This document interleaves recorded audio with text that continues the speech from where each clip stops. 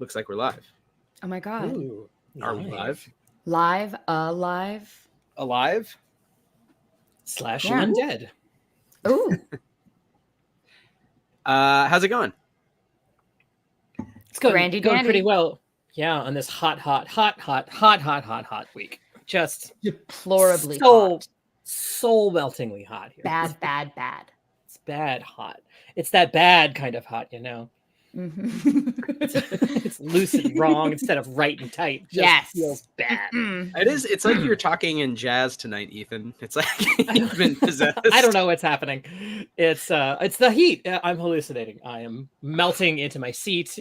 My brain is leaking out of my ears. Yeah. I also don't have the air conditioner or my air filter on right now for audio quality, and I'm slowly dying in my seat. But it's You're like hot enough to turn the church key on a Schlitz without any man touching it, you know? And you're like, what? Like, weird. Well, welcome. So so Why We Roll right now is doing a little special extra bonus, which will come out, you know. But for now, if you're watching live, if you join us, thank you for watching. Of course, we have with us the producers of the Sometimes stream, my co-creator of the Sometimes Kingdom RPG. And just some friends here. So we're going to talk about the Sometimes Kingdom, which is, you may have heard on this show before, Ethan Gould, the lead artist from Stillfleet's fantasy world that he's been working on with Erica Simpson. So we have the two of them to sort of talk about that whole project, but especially to kind of announce, it's not really a secret, but, you know, to promote basically that we're finally like making it official that, yeah, we're doing a show about the Sometimes Kingdom. So does that sound right to you guys? Do you want to add to that? Do a little intro? I think that all sounds really, really good. Yeah, I guess we can just go really quick through. Like, Erica, why don't you introduce yourself, and then I will introduce myself, and then we'll take it from there. Great. My name is Erica. My pronouns are she, her. I am a storyteller person, human. Of many varying origins. And I work with Ethan on the Sometimes Kingdom world-esque piece of existence in a general creative capacity that is influential in some areas and less so in others. And we will find that out as we talk about them. How mysterious. Yeah. Well, because really it's like a jigsaw puzzle. There's no fine lines. It's like the borders in the eastern part of the country. Like it's a jigsaw puzzle with no borders. So it just keeps growing or shrinking, and then it's a different shape than when you start. And it's a whole like a jigsaw puzzle of that Floam stuff from Nickelodeon 1990s. You mean like tactile foam? That sort of that moves around. Or flubber. Floam. Flabber. Flabber something different. Don't mix those two. Oh no, yeah. It's like crossing the streams in Ghostbusters. So that happened to Challenger, rip. No. Okay, so dark. In the interest of time, so we're gonna keep it nice and tight. Does someone want to introduce what is the Sometimes Kingdom? Well, what if Ethan introduces himself? Yeah. Oh, true. Yeah. My name is. No, that's a good point. I will do that and then segue right into the my name is Ethan Gould. I'm an artist and a writer and a game dev. I live in Queens, New York, and a very, very, very, very long time ago, I don't want to say like 6 or 7 careers back, I was an English major at the University of Rochester, upstate, which itself is sort of half sunk into a dark occult fantasy world of Eternal Winter. Delightful. And I was doing a lot of work with Middle English at the time. And I sort of like am really super grateful that I went to school in that particular like sort of very, very, very particular kind of English majory during like the period of like peak postmodernism, because it was a very yes and kind of program. If I wanted to write papers comparing a Connecticut Yankee and King Arthur's Court with the original like Morte d'Arthur and then an episode of DuckTales, they were like, yep, we have all of those here in the collection, like do it up. So I wound up focusing a lot on like adaptation and story. It was super interesting, reading like the King Arthur stories, the Arthuriana, like the Alexander romances, basically sort of anything that had this sort of historicity to it, like a pseudo history. And I just found them so charming, and like also like being a non-Christian, reading that like sort of gave me this additional sort of like, wow, I'm learning a lot. It wound up being like this comparative religion class, like almost like by accident. And I've always loved fantasy since I was a little kid, and genre fiction in general, science fiction and fantasy. And like I wrote a short story for a literature class in college about a couple of kids who were diner hopping, and then a fissure opens up and they're sort of talking about fantasy, and they're like on this trip to find the diner of the gods. It like wasn't a very good story, but like I could just never let go of those characters. Wythe, I think you and I are sort of the same, where when we get an idea, it's sort of like, if it's a good idea, it sort of digs its hooks into us and we keep going back to it over and over again. Yeah, and so like when I moved to the city, actually like shortly after I met Wythe, Wythe, a mutual friend, Peng, and I really wanted to try developing it into like a YA novel. So we started mapping it out, and I started dragging in some of my old notes from college, and it didn't go anywhere because of a whole bunch of life stuff that I'm not going into. But again, it's sort of like it developed like some world book materials, and it just sort of like sat there, and I just never was able to let it go. When I was working with the Morbid Anatomy library in Brooklyn, New York, with the Observatory Gallery, like all of this new sort of occult information started linking up with the stuff I had been studying with Victorian literature and like Arthuriana and like magic and science, and like the world started mutating, and like additional like areas started appearing. And so I was like, oh well, this has got to be like, this might be like islands. It's got to be like islands, and like there's additional areas. And then slowly over time, it all started like becoming this like huge pile spread out over like a lot of different stuff. And then I met Erica, also at a party, I believe at a Stillfleet gathering with Wythe, a number of years ago. And Erica sort of point blank proffered the idea of doing a podcast. I was like, your protagonist, we were like drunk on Japanese whiskey. We were drinking brought to you by so much Japanese whiskey. My God. The best. I was so happy. It was the Nika coffee grain. It's really nice. Anyway, it's the best whiskey in the world, I gotta say. It's so good. Sound way too smooth. Really good. Way too smooth. Anyway. And I was like, listen, your protagonist is an audiophile. Make it an effing audio thing.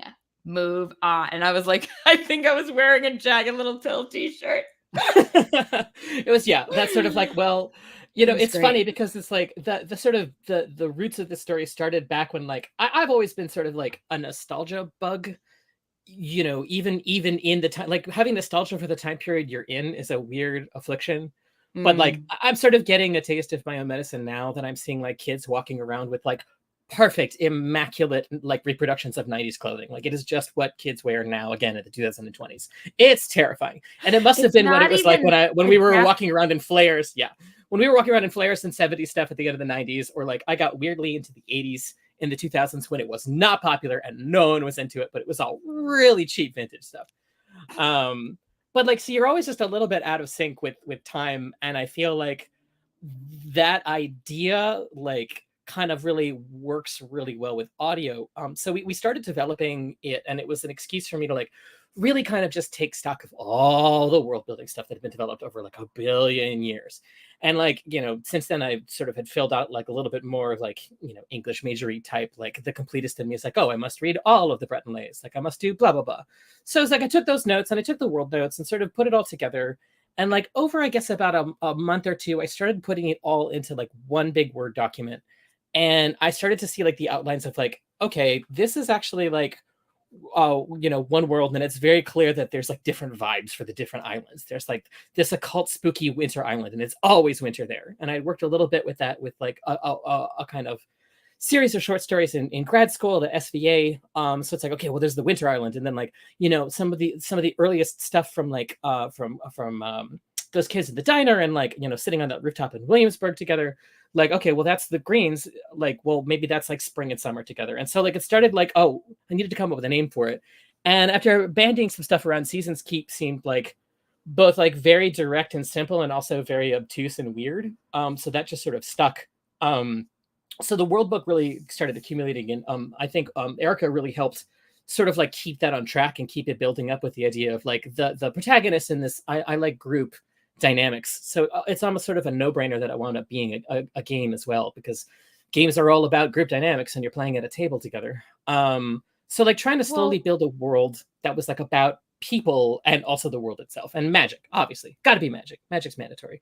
I'm sorry, I didn't mean to cut you off. Would you say, Erica? No, I cut you off. Keep going. So we started doing casting, and we started doing workshopping for it, like with small little groups and like early sort of scripts, and and then started like really getting into like better drafts, and then the pandemic hit. So we started working on it very remotely in this sort of weird new world. Like I did not have access to my meds, which is always super fun. It's a great time to be in total crisis and have two people being totally ADD'd out. I just didn't even have meds yet. So that right. Oh, that's right. Yeah. That's when we our are both meetings late used diagnosed. to last 3.5 hours. Well, that's the only way that anything got done. But it was also great. I felt like it's so funny because I feel like we started like with this sort of professional, like, collegiate kind of atmosphere, like with a work task. And then like we became friends through that, which I think is a really funny sort of invert kind of way to do something with a creative project. Yeah. Well, hey, yeah, we were all stuck inside our boxes with only our Zoom boxes. With our magical Zoom super feature technology. Yeah. So we have the game in development. That's part one. Now we're at part two. Yeah. You guys were working on some sort of audio version, which may still be in the works, will be in the works. We can talk more about that. But I think the main thing we were going to talk about today is in the meantime, we did actually start a year ago. Mm-hmm. So it's going on for a year. Which is very exciting. How time flies. Streaming actual play of the tabletop game, but with Erica in a more, I wouldn't even say that produced, but just, Erica's a good actor, and we took it more seriously in terms of a play test. It wasn't just completely informal, no planning. We sort of talked with friends and got obviously Jeff and Ben, who are great playtesters of Stillfleet and supporters of the system, and are very funny, to join us. So that show evolved from just let's do some actual play live stream sort of play test of a game without any commitment to formalizing it.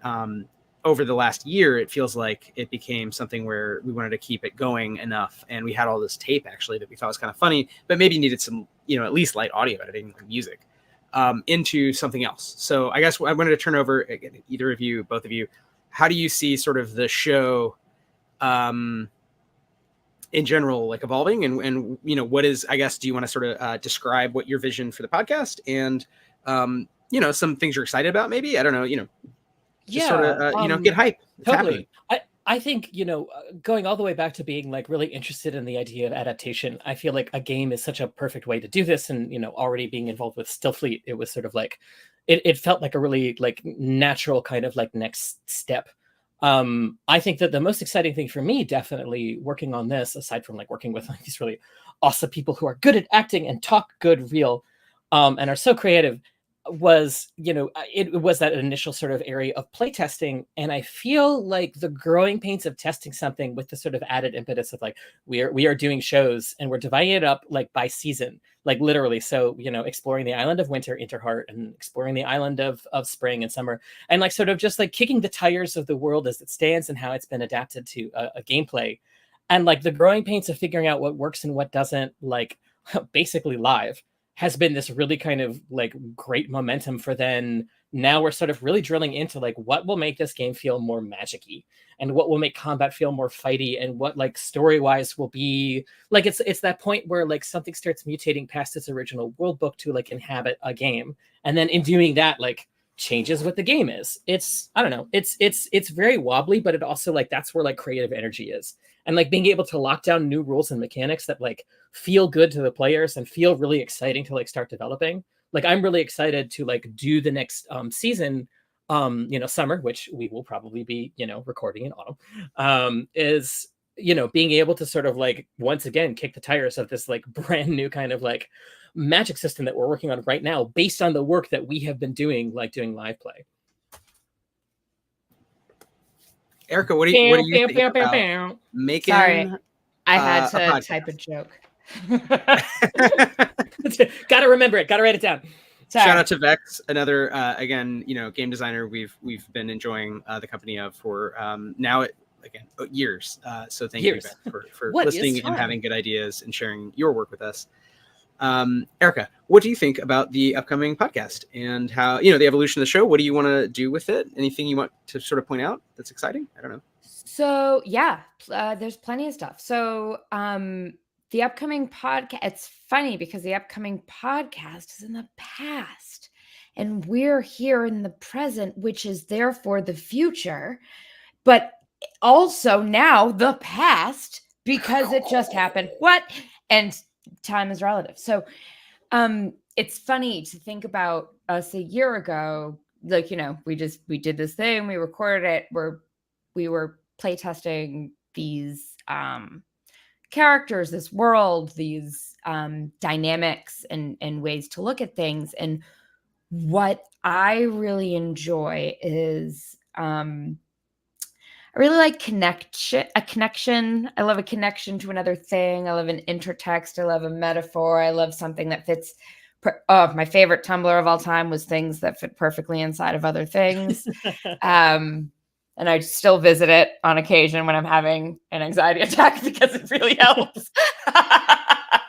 But Japanese wood joining. Oh my God, my whole Pinterest, man. Yeah. Oh my gosh. Anyway, yes, those types of things.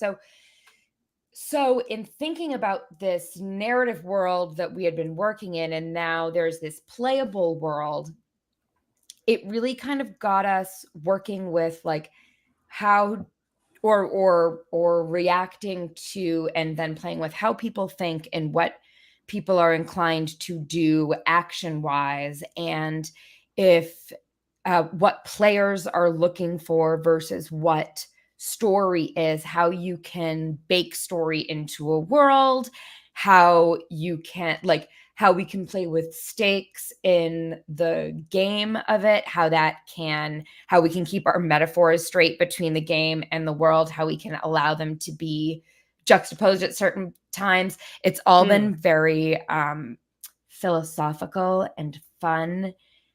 Lots of red string. A lot of red string, ever-growing corkboard. Yeah. I really like the group dynamic. I'm excited for that for the upcoming season, just because I love, group dynamics sort of I think naturally happen and people naturally fill them. But I feel like this group is really fun at that. Like a bunch of different emotional registers, a different approaches to the world. I feel that are and then also choosing different mechanical styles for doing that. I feel there's going to be that period over the next month or so of sort of reacclimating players with this new rule of magic, with these seasonal schools of magic and these new magic rules. I'm hoping that it'll be pretty grokkable out of the gate and a little mechanically simpler, with the idea that it can be more mechanically deep or complex as desired by players. But I really do love the dynamic between the characters and sort of trying to embody these spirits of these different seasons, and you're saying, Erica, the philosophies of them, very very kind of ambivalent and edge case for autumn, and your character's obsession with inhabiting other creatures, and then you've got two people sort of again kicking the tires of the combat system and being very different, noble, the noble spirit and chivalry of knighthood, and he's also a demon. And then the absolute down to earth angel. Brass tacks, angel, excuse me, right, yes, he is an angel, not a demon, for personal reasons. And then an absolute down to earth just the facts ma'am, skeleton needle combatant. And I don't know, I think it's just really great seeing the kinds of tensions and conflicts, and then also these personalities sort of erupt at the table. And it's fun to have a world around that. Yeah. And I think it'll be fun, to your point, and this is something that we never set out to do, because AP is cool, but it's just not been, it's not something, I think, Ethan, I can speak for both of us, right? It wasn't something we were that into. We liked the games, but the AP world, which is so vast and drives, I think, so much now of tabletop, was kind of foreign and still is to a large degree to me. It's I got into it through Mike, through Fun City. And it's taken a while to admit that it is really fun, and it's kind of necessary, I think, frankly, and it's really useful from a design perspective. Play testing, Yeah, like all the stuff you're saying. So like the magic that we finally feel like, okay, we're on the right track. We have something really that feels kind of unique and just different and more sometimes kingdomy and not like a reskin of Stillfleet or anything else, a reskin of D&D.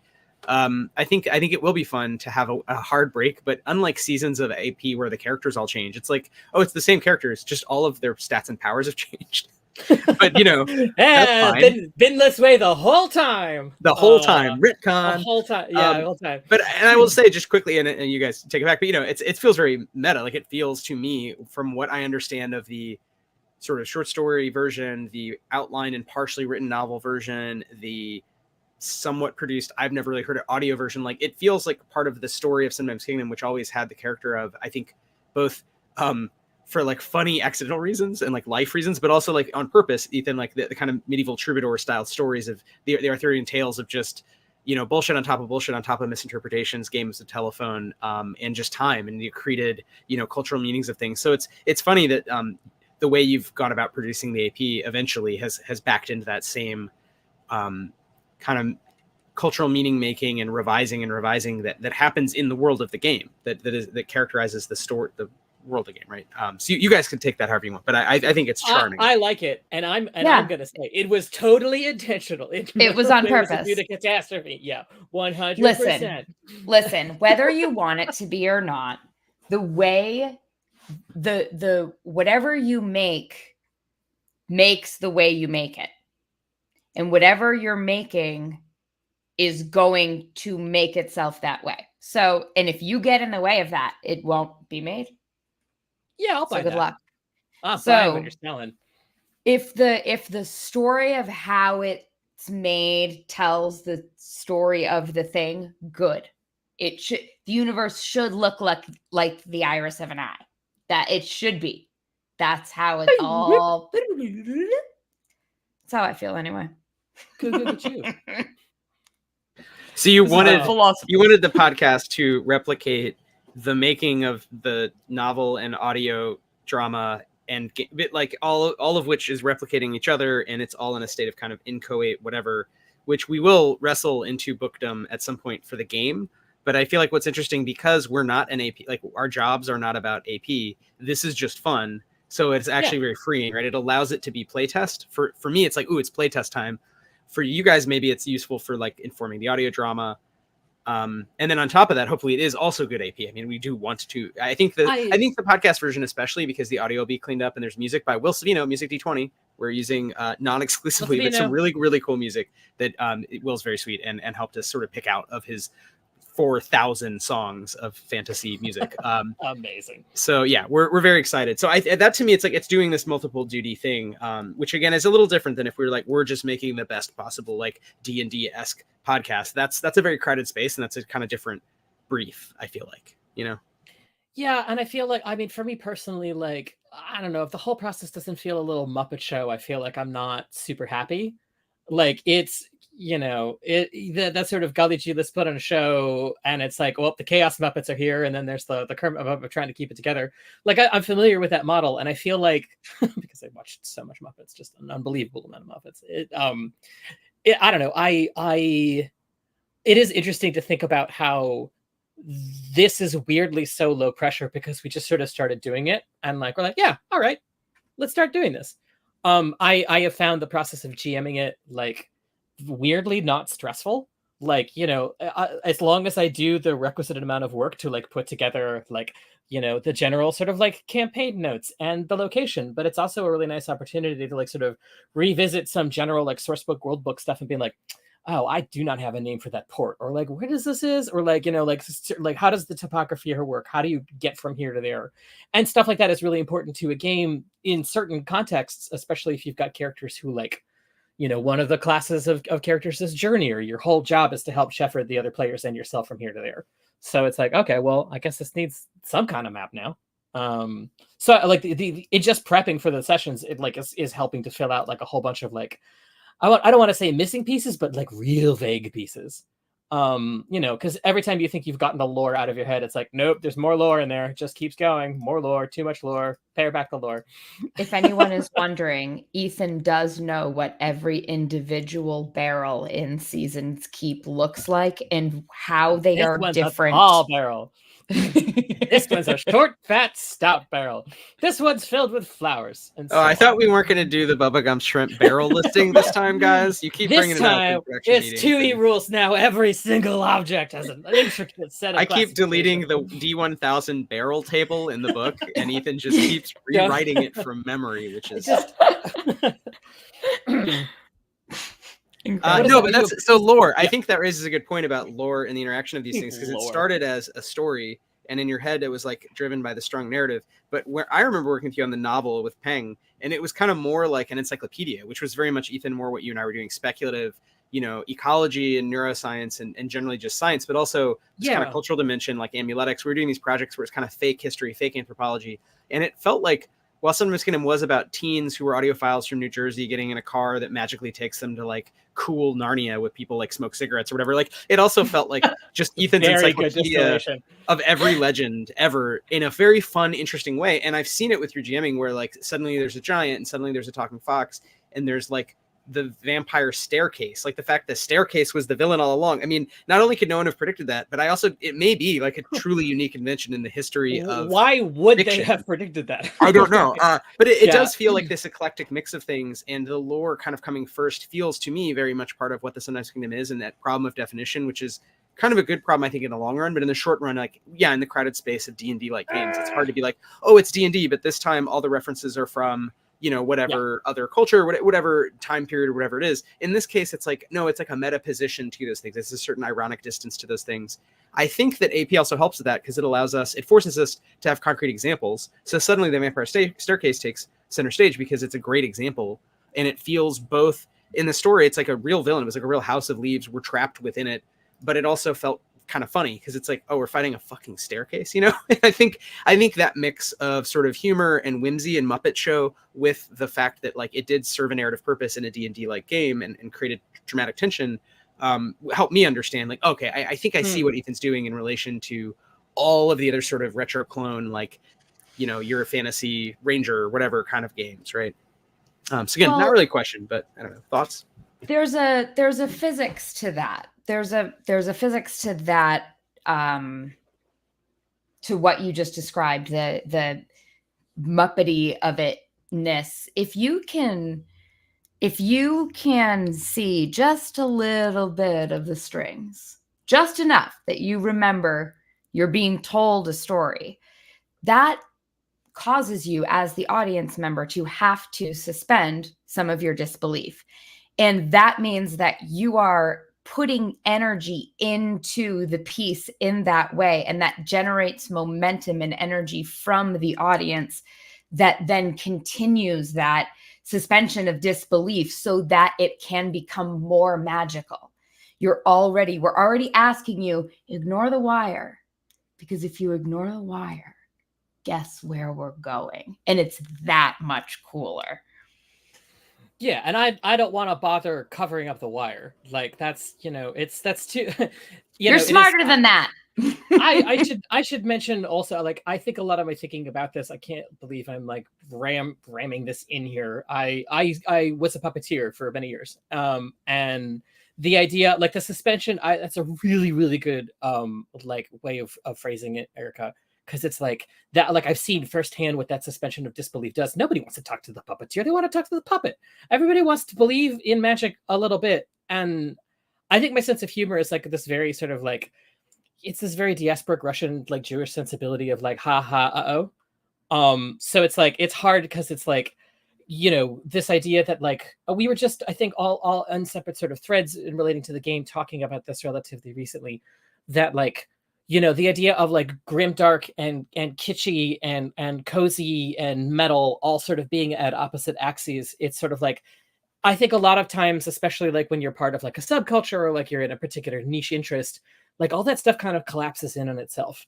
And it sort of reframes itself a little bit. And like, I don't know, humor's like that a lot of the times. And it's so great to me that like, I don't know, like there's like a lot of laughs happening in the AP, like, because I mean, everybody playing it is funny people, and they're, you know, we are striving for the jokes. But like on top of that, like it is an absurd world that like both takes itself seriously and doesn't take itself seriously, and like that distance weirdly feels like real life in this like really fucked up way, because like we don't like, everything is absurd, it's horrible and absurd and funny and dark, and it's like a world that is, you know, just the same way, but to us looks truly ridiculous, and they take it seriously, but they also themselves internally have a bit of arch and wry distance from it as well, because that's how people react to a world. Well, exactly. And I think that, you know, there's a specific slice of the humor metasphere that you get at really well, and it's a slice that intersects or it runs parallel to when somebody describes animals like as God was creating animals, and like snake is like a danger sock, or like, you know, whatever that internet meme is. It's that type of the world itself becomes an ironic commentary on the absurdity of itself by becoming a commentary on the world that it isn't. And so you get to play in the positive and the negative space of what the example is, and just call out the absurdity, but then also call out or call in the absurdity of like what it is to have, how absurd it is to have a physical sensation, or what fingers are like you, and that's relatable content. Totally. And it works. It would work kind of in any world. And it's really nice to see it in the Sunrise Kingdom. And I think the Sunrise Kingdom is a good engine for getting there. And it's not to say that other games don't get to that point, but like, I think it's, I've said it before on the show and I'll say it again. It's called in literature, Martian poetry, the idea of creating this kind of alien language that the reader or viewer or listener can understand, but it has that strange distance, which is often funny. There's an irony, meaning that it's sort of unexpected, but it's understandable. So it's a tension between the sort of familiar and unfamiliar. And, you know, you see it, I think, when it's treated seriously, as in the original poem, you know, a Martian Sends a Postcard Home, where the term comes from. So this early 20th century, I think, British poet writing this great poem that's very touching, actually, where it's very funny because it ends with, you know, at night they watch, everyone watches their own movies, you know, against the back of their eyelids. And everyone has a little room where they hide their shame, and every shame has a different smell or something like that. And when you think about it, you're like, oh my God, like it's such a great description of this Martian anthropologist kind of trying to report on humanity, but it's very touching. And I think you see that also with Strange Planet. I don't know if you guys have seen that show. I never read the comics or whatever. I guess it's a webcomic, but it's a show on Apple now. It's very funny. It's a great webcomic. It's a great show. And it gets at that with like, there's episodes about drinking and smoking. You know, they call all forms of booze mild poison. It's like, oh, would you like a mild poison? I will have a mild poison. And it's like, it kind of gets at the joke of like, I know this is bad for me. Maybe I shouldn't have another, you know, and awkwardness around dating, but it's all written in Martian poetry. So it's sort of like, it takes a second to get into it, and then it becomes very funny, very touching. I kind of view Sunrise Kingdom a little bit, and again, maybe this is a provocation, and you guys can tell me I'm wrong, but to what Erica, you were just saying, it made me think of that kind of mode of storytelling where it is meant to be familiar, very, very familiar, and we've all had these experiences. I've never been turned into a skunk, nor have I been a Quebecois cop who's like slowly becoming less conservative, even though all of his peers obviously would, you know, but it's like good actors, everyone good actor. But I have been fish out of water. I have experienced loss. I have experienced like not being able to achieve the thing I wanted to achieve and having to reformat what the quest even is in my mind. And so that's what, you know, the touchstones for me playing as an actor, a skunk who like wants to be turned back into a human, but kind of realizes that'll never happen, is like touching not any of those made up things, but something I think very human. And so the translation into kind of this Martian poetry of like, okay, I have to pretend to be a certain kind of person and a skunk. It's like a false, you know, it's like, I know that the viewer is going to get through that. Hopefully, if I'm doing my job as a player in the RPG, and we're all telling the story together to sort of a more emotional place. And I think, Erica, you were saying like about your character being so obsessed with alterity and discovery to almost like an increasingly pathological degree, like putting us in danger degree. Yeah. But it's kind of, it feels very true. Like, you know, it's kind of the mad scientist trope, right? And it feels like you're inhabiting it in a really fun, interesting, true way, and in a different way than the traditional, very masculine kind of engineering focused mad scientist. You're doing it as this mad psychoanalyst or mad therapist, mad social worker, and it's like and who's magical, right? Who's also extremely powerful magician. So it's just interesting how those real human touch points get explained in the Sometimes Kingdom world. So again, not a question. I for some reason cannot ask questions today, but it's rad.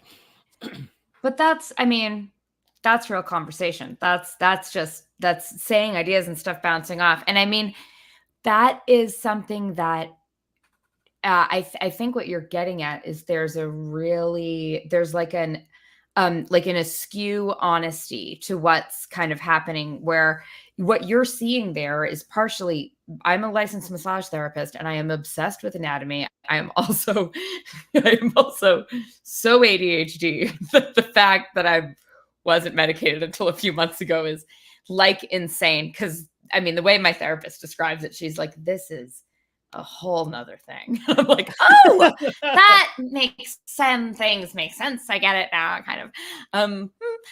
And that, like, my relationship with sensation and what it's like to have a body, what it's like to experience pain in that body, what it's like to push on someone else's body, what it's like to be pushed on and experience release, what it's like to recreate that for someone else.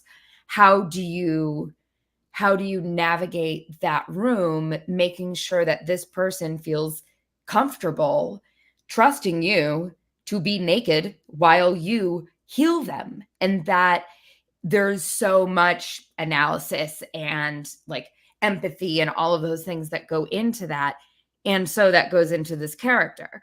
But that's also how how Ethan built this world, and then how we came to build this world. Whenever we sit down to answer a question about, we finally figured it out. We finally gotten into the point where it can happen a little bit faster. And I just go, so what's going on in our lives right now? Because that's always the answer to the question. And we had a series of really great, really efficient meetings recently where we just started with like, cool, what's going on for you in your week? What's going on for you in your week? Oh, that's the theme right now. I guess this is the metaphor for this thing that we're creating now. Because if it comes from that place of honesty, the laces tie themselves up, the grout gets wiped clean easy, and everything comes together because you're working from things that actually exist that are just kind of repositioning themselves against each other. And you get that honesty, but off, and it gets to become magical. Yeah, in sort of like trying to dig in, like the big sort of like, I guess, effort, in redoing, some of the I guess like next steps aside for redoing sort of the magic system and some of like the mechanical like operations of the game, like redoing magic for the next season is been sort of like this process of like taking a lot of like the past notes and talking about like the philosophies of these different schools of magic, and then like creating these like truly bananas like lists of vocabulary words, and then having these lists sort of like have like in-house kind of like tags, sort of deprecating a tag system that we had sort of been using externally for the game, and sort of simplifying it and like keeping it like in the background for like, operating the rules and like generating them. But then like sort of having these like very vast like tables of like words, and having like a little bit more creativity and like the ability to like create magic. And it's interesting because it is like yet another distillation process of like sort of like you start getting this idea of like, Springside and Summerside don't exist. It's this nonsense idea. Like there's plenty of like fantasy about like, seasons and like different things, like especially like in the JRPG space, but like trying to be like, no, this one is like a weird grody late 20th century version of that, where everything's kind of seedy, but like it's also very queer, but also this, and the philosophy of magic is diametrically opposed to the other one, but it has the same rules at the bottom. Like it winds up weird, like the specificity of it gets so specific that like those conversations like actually like bear this really great fruit, and suddenly you've got like, no, this island is like this and this is how they think about it, and that filters down to like the characters, and like in the AP, how people have been playing them has been matching up with like the sort of characterizations of those worlds. And I'm hoping in this sort of next round to like be able to hand them like, here's a paragraph about the philosophy of magic that like you have and you learned, and like here's your magical table, like go ham with it based on what you've already been doing. So it's sort of like taking this really broad amorphous sort of blob about what's going on with us, and like you know, what sort of like is really needful in the project itself in terms of like building this like robust world, but then also like, you know, immediately then handing it over to actors to be like, play, like, because that's all this is about, really. It's really just about like finding joy, break it over and over again until we figure out what's better. Well, right. And we did a lot of like, play. Okay. How do you wish you could play? All right. How can we incorporate that? Okay, play. All right. Now, what are you craving? It's like figuring out what's for dinner, not based on what the list that you made at the beginning of the week when you went to the grocery store. I don't know anybody who does that, but like, you know, it's about, I knew, good for you. We're foodies. We have a ongoing list, and we have different grocery stores. The never-ending list, yeah. It never ends, but it's cycles of more Thai food and more non-Thai food, and we do keep to the list, not like religiously, but just you need a list if you're buying like 100 things at a time, or you'll forget. I mean, we have a list, but okay, that's all. We don't. We don't prefer a melange list, if you will. Yeah, we're like project manager types, though, and I think there's a theme there with how the sausage gets made, about different types of creativity and whatnot. Yeah, well, it is interesting because it is. Yeah. Oh, sorry. Go ahead, Erica. No, I was just sorry, Erica. I cut you off. I'm sorry about that. All good. It's this thing of going, what am I craving, and then ordering that. And it takes a little while of circling the drain to figure out what's actually going on. And like, wait, but I want more of this, but I want more of this, but I want more of this, but I want more of that.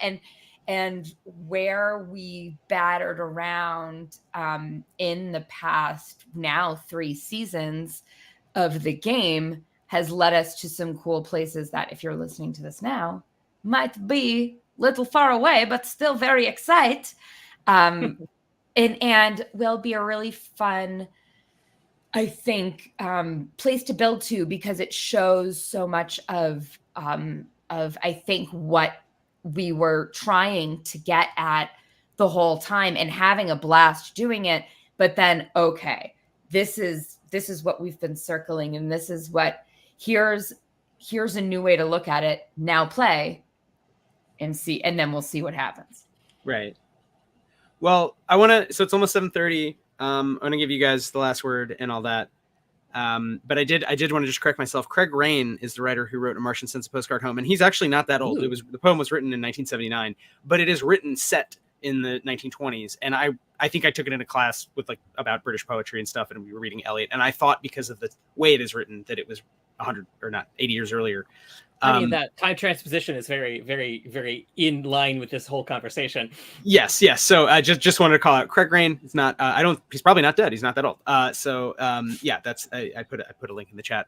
But final word, relatively quickly, because this is meant to be just kind of a teaser, right? And then people will hopefully listen to the sometime stream, and we can have you guys back on, because it's a lovely discussion, and do more proper like the Why We Roll episode with Erica. You know what I mean? And talk more about, I think at that point, the game. I will say one reason that I don't want to do too much of that now is just because Ethan and I are right in the middle of like redoing kind of everything. Although what's funny is it still feels very consistent, and it doesn't feel hard, which I think is always good with game design. Not necessary, but good if what you're doing feels so right that you're like not stressed about it. You're like, yeah, throw out this, this. And you're like, it's a magical feeling. I do feel like this whole process, and it's like I don't think it would have gotten there without the AP so far. So I'm excited to like port it into the next season. I'm very excited about it. Just as a teaser, the next season is going to be the summer campaign, and it will be called "Will Wonders Never Cease?" Investigating some tail ends of the prior spring campaign is going to lead to further political complications. But if you missed it, the next thing coming out on the podcast is the autumn campaign that started it all, right? Excellent. Yes, the House of Eves. Right.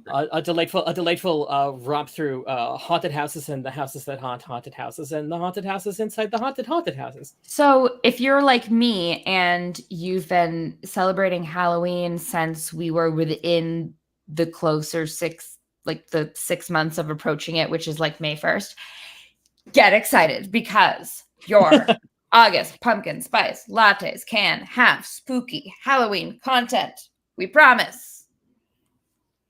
It's Halloween forever, and then some places are double Halloween. possibly pumpkins forever, autumn evil, spooky vibes.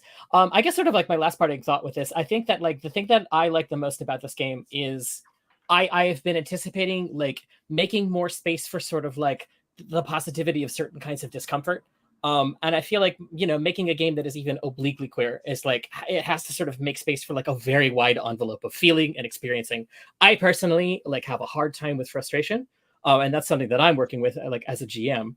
Because all I want to do is make the frustrations for players go away, except for the fact that like those frustrations and tensions are part of mounting drama that like make a game really good. So I'm sort of like I've been thinking about that as a GM and sort of like, well, emotionally that might be something that I am trying to get at with this game itself. Also, that's my last thought. I am all out of brain juice. All right, Erica, last words. Check it out. Have a good time. See. Cool. Just try it out. Have a fun little listen, and know that we're really excited about this. We're really excited to like not only just share the way that we play tested this game, but we're excited to hear from people. We're excited to like know your thoughts. We're excited for you to play it and tell us what you think. So yeah, this isn't just about the stream or the podcast. It's about like there are many different ways to interact with this world. So like if playing the game is your thing, that is awesome. But if you want to listen to other people play it on your commute, we got you covered. Yeah. Yeah. That's a really good point. Just because, yeah, I mean, which again, it's just not how we came into game design professionally. But there are a lot of people who really, really like games, but kind of just for whatever reasons, which are not to fault them at all. It could be just purely logistical. It could be, you know, various things going on where they don't necessarily want to or can't get together with people all the time. So having that experience of kind of participating in someone else's table and being able to organically connect with them, you know, you can find us on Discord. We're just normal people, right? So I think that's a really nice thought, Erica, to honest. Yeah, normal. I mean normal people. We're not doing normal things. Not normal. We're not normal, but you know, abnormal people. Yeah. All right. Well, you heard it here first. A masseuse, a puppeteer, and an advertising person came together, and we've made a podcast. And you're going to hear it when eventually our buddy, who's a tattoo artist, makes it happen. That's right. Your buddy is a tattoo artist who I had also worked with to get a tattoo in the past. Yep. Which, as a magical connection, we just did not realize that Chris Pickett, who couldn't be here today, had met Erica before the Sometimes stream, you know, the Sometimes Kingdom Stillfleet Studio collabo. Okay, well, thank you. This is Why We Roll meets the Sometimes stream, which is the actual play version of the Sometimes Kingdom RPG, which is the game version of the Sometimes Kingdom Intellectual Property Empire. Intellectual Property Empire. Intellectual Property Dogpile. Yeah. Featuring production, amazing acting, and perhaps massage tips and therapy thoughts from Erica Simpson. And I'm Wythe, and I make games. And thanks, Vex, for all the chats. Yes. All right. Gonna click end stream. Thanks for everybody who listened, or will listen in the future.